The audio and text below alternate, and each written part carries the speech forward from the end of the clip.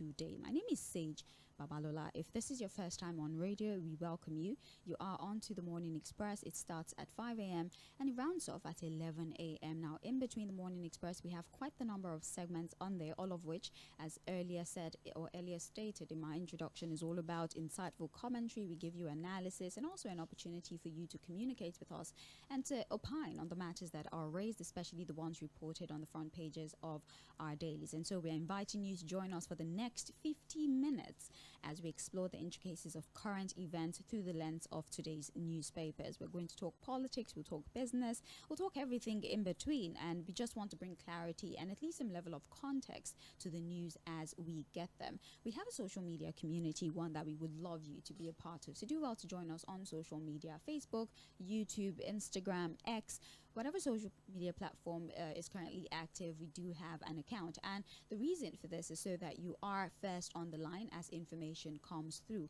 We do well to report all these stories, tell you what it's about, also in some cases provide you with links that will take you to the full story in case you need more clarity. Sometimes we have conversations on there, especially on the X platform, where we occasionally host X spaces and we discuss critical national issues. All of the people who are unable to join us on radio have an avenue to join us via that particular platform. This is just a few of the many advantages of joining our online community. And like every other day on today's episode, we'll be scanning through the pages of our various newspapers. We'll dissect the top stories, we'll uncover the very diverse perspectives and that characterize most of these headlines. So the front page, Vanguard, Guardian, and the Punch newspaper, those are the papers that we mostly reference for the newspaper review. It's trends in the papers on Mainland 98.3 FM. But before we start to update you on the most recent events that we have this morning, we understand that it is the weekend, or it was the weekend, and some of you don't necessarily like to involve yourself in news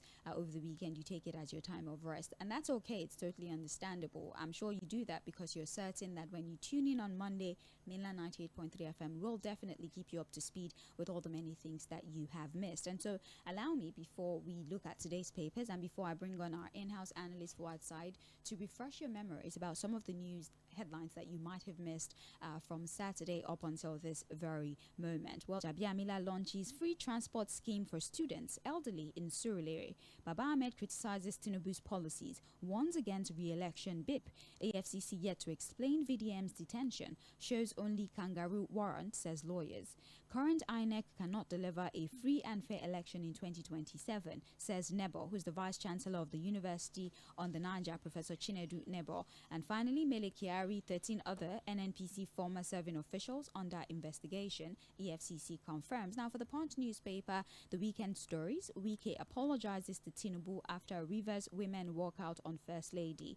$3 billion refinery fraud, 80 billion found in sacked MD's bank account. Reps summon Benue, Zamfara governors over insecurity. OPEC plus countries to hike oil production in June. Igbo will give Tinubu over 3 killed, 393 injured in Lagos-Ibadan expressway crashes. A DSS arrest Edo activist over planned pro-Ibrahim Traore protest. NMA decries increasing demand for doctor services amidst brain drain. EFCC prevented from giving VDM food, says friends.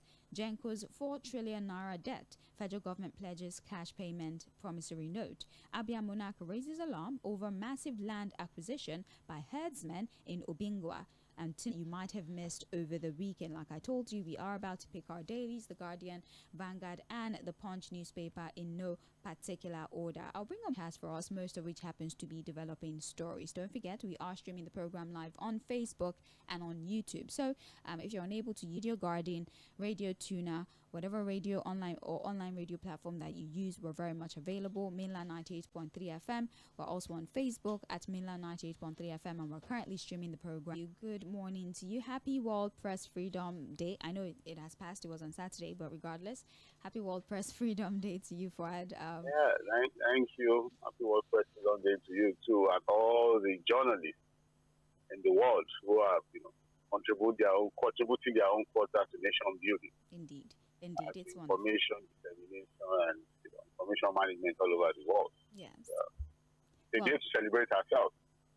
Yeah, I know. It was wonderful. And the theme for this year, navigating the convergence between AI, journalism, ethics. I mean, there's a recognition now that the sector might need for us to adopt technology. The world is evolving, and so technology is something that you cannot ignore. I mean, there's a very big radio station and television station, actually, or broadcast enterprise in Lagos here that has incorporated AI into their news, although there's still concerns about the control of that system, the fact that it could be manipulated, it could push propaganda if it falls in the wrong hands, etc., etc. But it's good that we get on top of it and regulate the use of technology and artificial intelligence in broadcasting, so that we're able to foresee whatever challenges there might be and create solutions to the problems before they eventually become a problem. And so that is the theme for the year 2025. Amongst other things, there's also conversations about the Cybercrime Act, for example, and how it is allegedly being used to witch hunt journalists. There's also concerns for the safety of journalists, especially field broadcasters, amongst others month, or about freedom of speech, freedom of the press, and about the president's visit to Katsina State for Governor Diko Rada's daughter's wedding. Well, there are a lot of things have been happening across state. Insecurity, people are dying en masse. Acted to commensurate with them, whatever the case may be. But then it took a wedding for you to go to Katsina State. Now, I would like to highlight that he did not just go there for the wedding. There was also the commissioning of the 24-kilometer road. The reaction mostly is that it took a wedding to get you to visit a state. What if there was no wedding? At what point? Thank you. Priorities. Why are you not visiting the victims but you're going to a wedding? Well, for the visit to Katsina State, it depends whether the real invitation was for a wedding. Conversation with Barrister Kosi yesterday, and what he was saying was that, look, the governor was just very smart. He decided to put the inauguration of those projects, just at the time when his daughter was going to have a wedding, and eventually was part of the wedding ceremony of Governor Rada's daughter. And from everything we saw, it was clear that the president enjoyed the very popular, musician from the north. I think his nickname is Rara or something. So beautiful thing to see. It was also nice to see the president very, very happy at that event. Very nice to see the president very, very happy. But can that happiness also get across to other Nigerians? Can he also spread that same happiness? Let it reach other Nigerians who are groaning. And that's why there's a conversation around the need for the president to also visit the troubled parts of the country like Plateau State and Benue State that has in recent times suffered multiple attacks, killings, arson. That's a place where people are crying today. That's a place where people are grieving from those attacks. And it would have been nice to see the president visit those communities, at least to show solidarity and support for them. Because again, if you look at the paper today, say the president would also be visiting Anambra State to commission some projects. It's already in itinerary, and I think it's already been reported. In fact, traffic management has been announced. How traffic is managed, yes, has been provided. So, but people are saying that, look, the president came back from his working visit in Europe, but he would have just been right.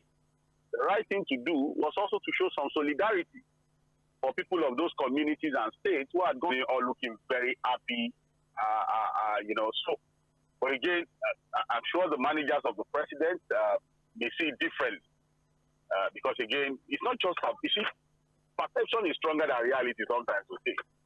And when it comes to information management, you have to look at it for perception. I think for the sake of perception management and on the basis of doing the right thing, the president should have visited Benue and Plateau State, visited those communities to show some form of support and solidarity to them.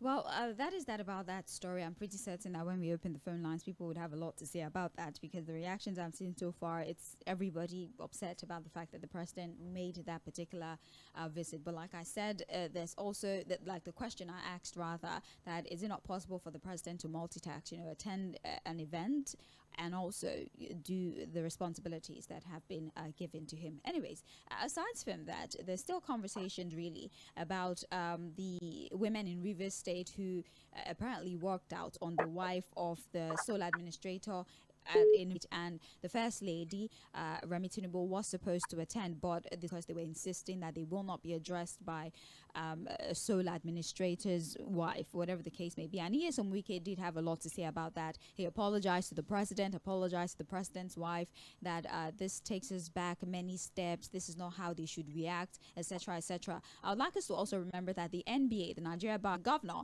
is supposed to be the one to open that event. But since there is no governor, they are taking their event to Enugu State. Fuad, what is your reaction to this, or should I say the body language of the people in Rivers State to this whole state of emergency arrangement, and how they are very visibly resisting the presence of a sole administrator? Do you believe that maybe this would inform the decision to reverse the state of emergency, or like every other reaction of Nigeria, and be swept under the carpet and just forgotten?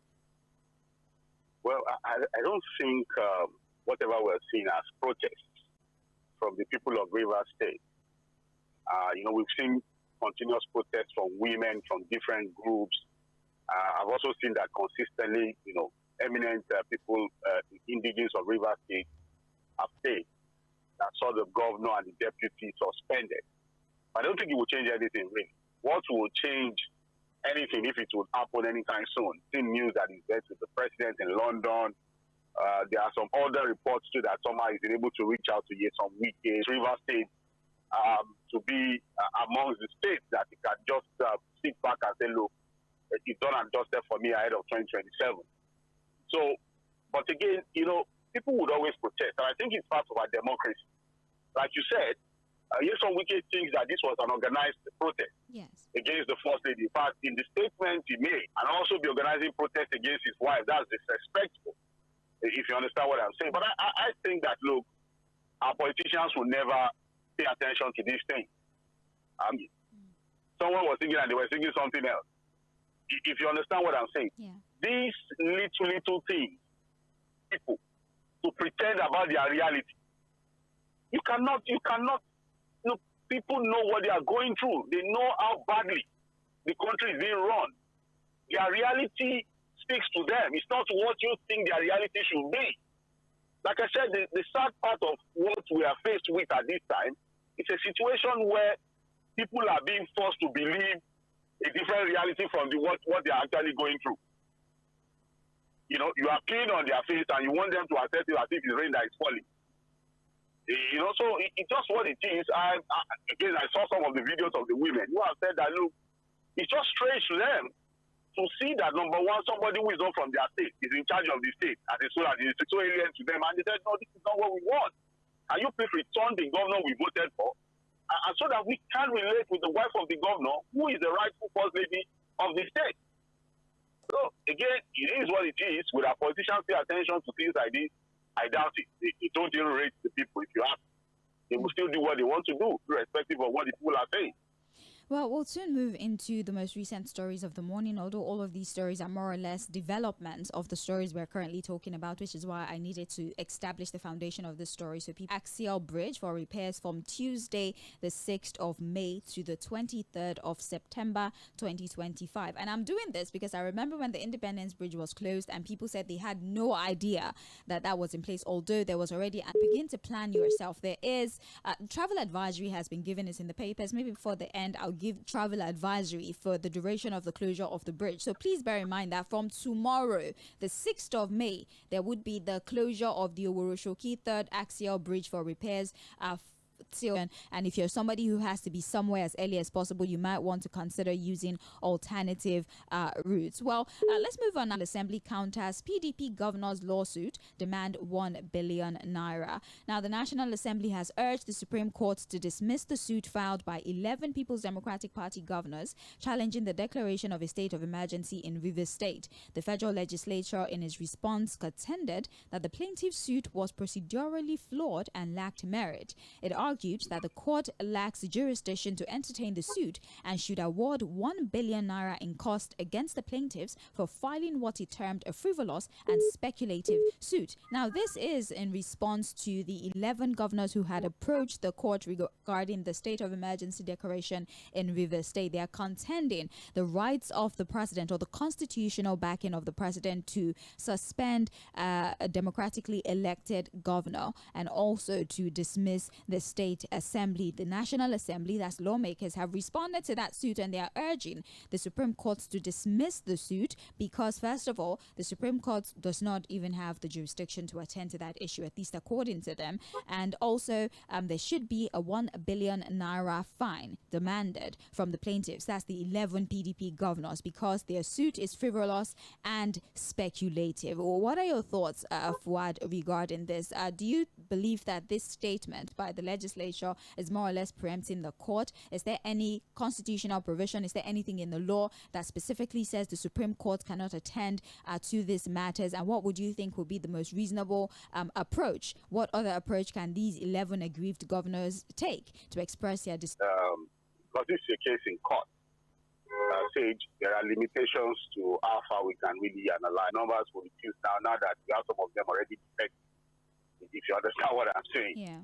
But the PDP governors, irrespective of the numbers, addiction is always the Supreme Court, if you understand what I'm saying. It was just almost like the same thing we saw during the Mayfield's redesign of the Naira, where 3 governors, remember, had gone to the Supreme Court on that same matter.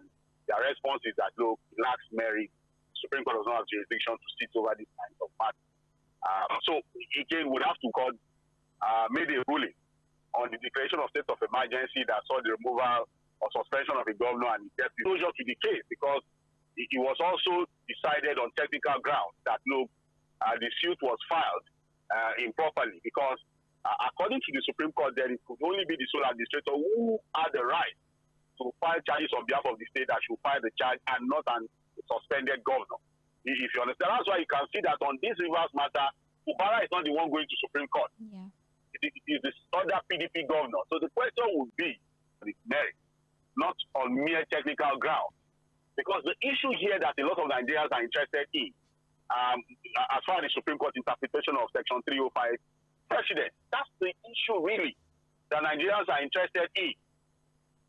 We've established that the president has a right to declare a state of emergency according to Section 305 of the Constitution. But does that section also give the powers to the president to suspend a governor and his deputy? That's the area that Nigerians are probing into. It has happened in the past before too, under Chief Olusegun Obasanjo. But like I said, the Supreme Court did not give finality to the issue because it was attended to based on technical reasons. So, but on this one again, we will be hoping that it's not going to be attended to merely on technical grounds, but on the merits of the case, and we'll see maybe a final interpretation of the law on the limitations of the powers of the president as far as Section 305 is concerned. So we'll just have to wait to see what the judgment will be. Indeed. Please, I'd like to reiterate once again that we are live on Facebook, so please do well to join our live stream so that you can comment on the stories as we're taking them in real time. That's the opportunity. That's the only opportunity you have to react to the stories individually, so that when we open our channels for feedback, I can first take those messages before I take the most recent messages. Let's talk about the power sector, Fuad. The Punch is reporting this morning Tinubu to meet Genco's over 4 effort to address the 4 trillion naira debt threatening to cripple the country's electricity supply chain. The move follows a high-level meeting on Tuesday between the Minister of Power, Adebayo Adelabu, and Chairman of Genco's in Abuja, amid mounting fears of pledged immediate action to reduce the 4 trillion naira debt owed to the power generation companies. And the company said they are currently owed 2 trillion naira for power supplied in 2024 and 1 sectors of the of power. There's some sort of debt that they're trying to offset. States set up an alternative source of energy because there's fear that the GENCOs or the national grid will take care of. The national grid might not be functional for long. And so the government is saying they will find a way to take care of these debts. They would either by promissory notes. There are many alternatives that they promise to take care of the problem, and actions that indicate that the problem is genuinely going to take care of. The fact that we've not seen, what we're seeing is promises and not actions. Is that cause of concern for you? And what is the foundational problem that you more trouble? What are your thoughts? Well, brilliant, way of putting out the issue. See, now it's over to the DISCOs, who are the transmission companies, before it now gets to the DISCOs, who take it to our home and business. So we're talking about 2 trillion naira. They said that has been there for years. Oh, yes. So, we have legacy projects. Yes. Nigeria too, we have legacy debt. Yes. So 1.9 trillion. If you aggregate all of the two, that's about 4 trillion. If you understand what I'm saying, because again, in the entire value chain, we still talk about only people who are supplying gas. So the gas suppliers give it to the GENCOs, who use this gas or whatever means to generate electricity before it gets to the transmission end of the value chain, and then before it gets to the DISCOs. So this is the question for me. The president, according to reports we have, will be meeting with the GENCO so that we don't have a complete shutdown of the national grid. Because if they don't generate electricity, there's nothing that can be transmitted. So now this is the issue. How do we pay this money? The first question is, how did we arrive at this debt? What is the calculation? Who calculates what? Who's taking note of these things to have gotten us to the point where we are now talking about 4 trillion naira? The second question is, how do we pay? If truly the calculation is okay, it's confirmed, and there are no manipulations to it. Look, I'm sure a lot of the aggressive revenue drive, customs service, for example, has been overshooting its target. I don't think we should struggle to pay these kinds of debt.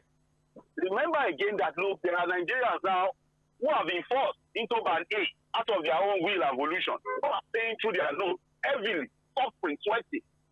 So if after all of this punishment, quote and unquote, that has been put, that the Nigerians are going through, because of what the government calls blockage of wastages, the need to get more revenue, the need to clean up the oil sector so that money saved from then you ask yourself, what are we doing with the money we save, for example, on subsidy? Because what they call an economy, and if there's one critical sector that needs our attention, serious attention and focus, it has to be the power sector. So whatever we save from subsidy on oil, how we move some of those things to the power sector? Again, the argument will be that as it stands today, we are still subsidizing. That's what they will tell you. That whatever people think they are paying now, whether on Band A or Band B, they're still being subsidized by the government.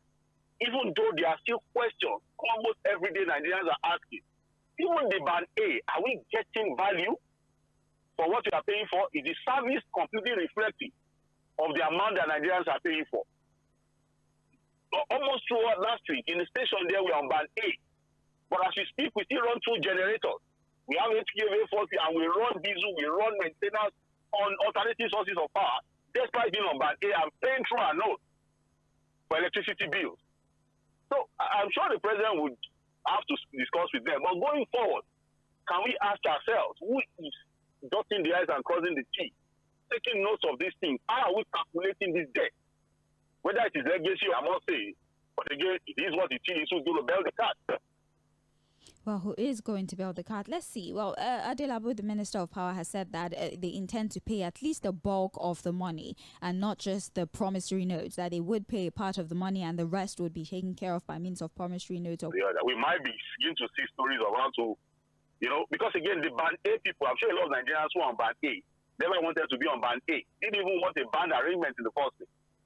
It's a take it or leave it kind of arrangement, and Nigerians are not happy. So probably they push more people into that Band A, whether you get the service or not, At the end of the day, what the minister is saying would mean that Nigerians would have... For us to have a quick conversation about an interaction that happened over the weekend as well, of how the cost of living or how the situation of Nigerians were in 1960 and what we have at the moment. He had spoken about in 1960 to $824 in 2024, which implies a deterioration in the living standards. But we have, of course, a spokesperson of the president, Bayo Onanuga, who had countered the claim, stating that according to available data, and not even $100. He goes on ahead to compare the figures, and then he takes it a step further and says that using GDP is not quality of life and not just GDP as is being insinuated by the president of the Africa Development Bank. Fuad, I would like to get your perspective. Now, we 1,800 to just a meager $824 in 2024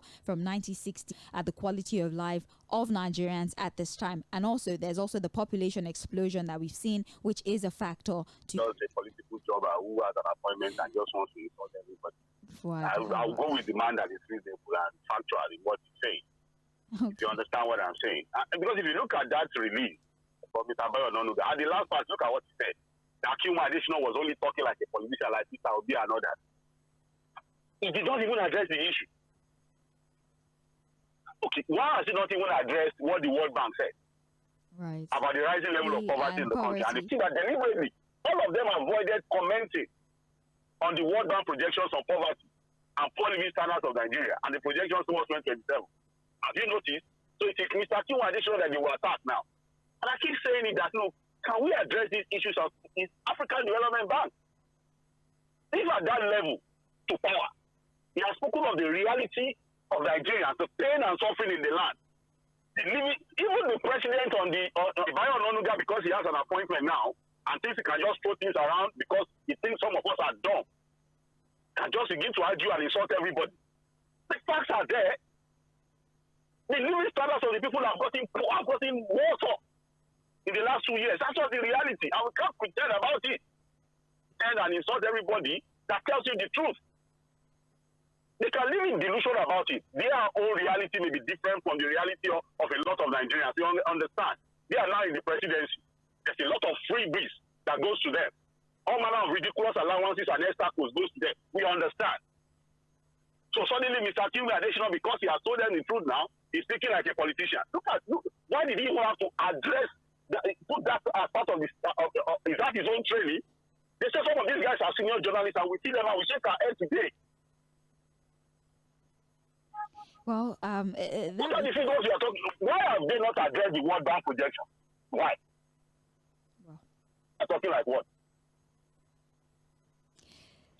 It is Trends in the Papers on Mainland 98.3 FM, the sound of Lagos. This morning, you are listening to Trends in the Papers. I'm Sage Babalola. Fuad is providing us with analysis, and we are streaming the program live on our Facebook platform at Mainland 98.3 FM. Moving very quickly now, the Punch tells us Nel Fund under fire over loans to ex-students. Now, some graduates from public tertiary institutions have raised concerns over the delayed disbursement of student loans, revealing that funds were sent to their schools months after they had already graduated. They also continue to receive. They had applied for the Nigeria Education Loan Fund before graduating. Disbursements were delayed, forcing them to seek alternative means to pay their fees. To their surprise, the loans were eventually paid to their institutions long after they had settled the fees themselves and left school. The student loan scheme has recently come under scrutiny after the National Orientation Agency alleged that the Related Offences Commission has launched a comprehensive investigation into the alleged irregularities in the loan process. Just like we've seen since have been alleged to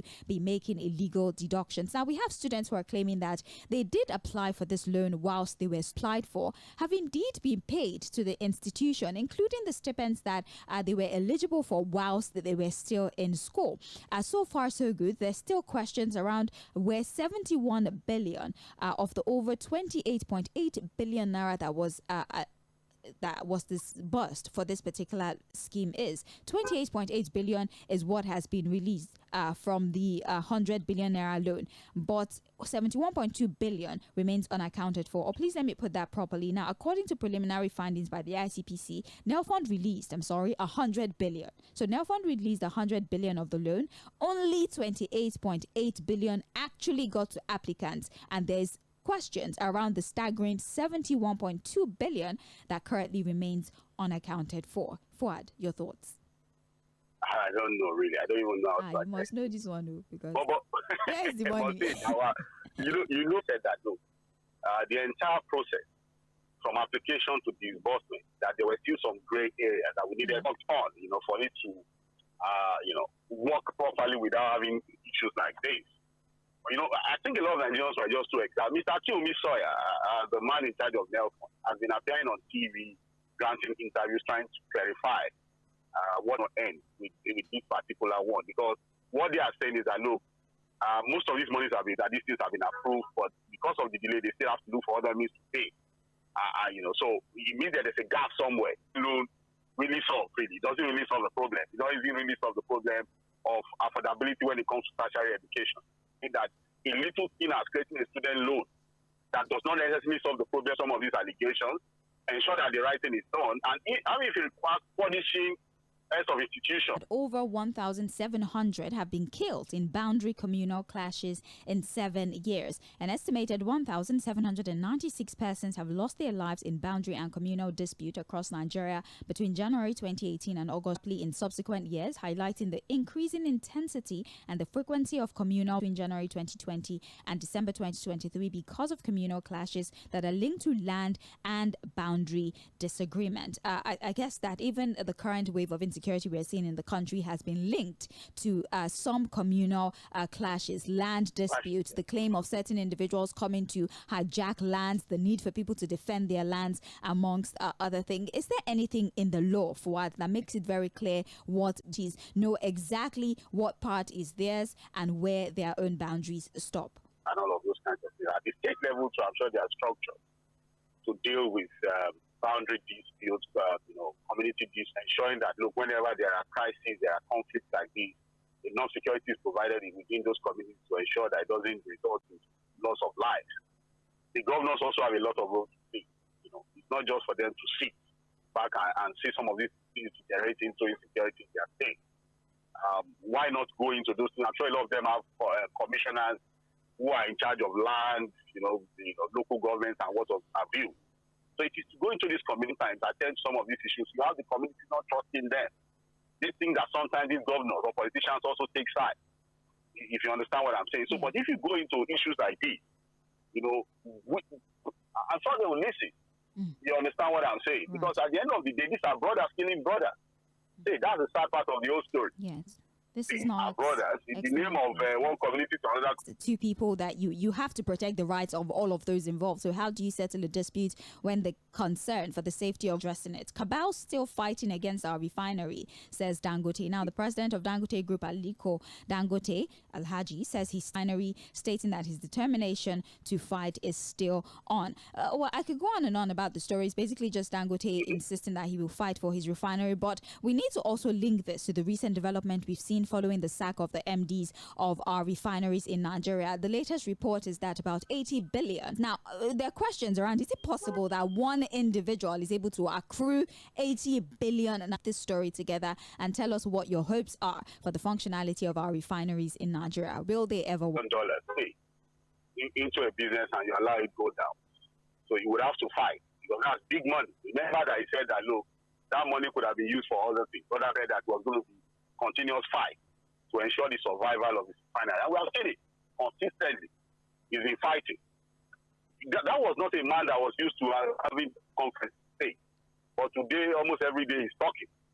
His hair has also gone white, grey, complete. So I have to tell you the level of fight. You have grey hair too. Yeah. Before we started this job.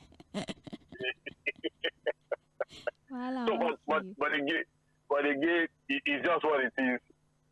He has to continue to fight. I we never can do. Yeah, I don't need it. I don't get blended part anymore. Okay. So, but again, I think if you go we're dealing with about $2 billion was released into fixing those 3 refineries, Port Harcourt, Warri, and Kaduna. Dollars, not naira. Yes. It's mainly operating at a 40% capacity. The Warri has been shut down. As we speak, they said it was working. They sold about $3 billion actually. Sorry. We put about $3 billion into it. So if truly, one of them has about it without anybody knowing. I remember that it's not just about the money we put into fixing the refinery. We have all manner of contracts Yeah. In the forward sale agreement, where are we on those agreements? I'm sure there's a lot of fraud and manipulation in most of these agreements too. Have you also suddenly see that the spokesperson of the NNPC has gone silent, Mr. Fᴜဃᴜ? I was hoping that he would start to address some of the things that we're getting in the report, but he's not saying anything. He's cooking. He's cooking. So, he promised. Okay, He's we'll cooking. wait. But let's also see where the EFCC will get. So finally on this particular issue. All right. Well, that's everything we can take for this morning. Allow me to briefly run through some of the reports we're unable to take. We have here public outcry, missing Babcock University student found. That is in the Punch newspaper. The woman should tell us where he found his son. He can't tell us he was missing and not tell us where he found him.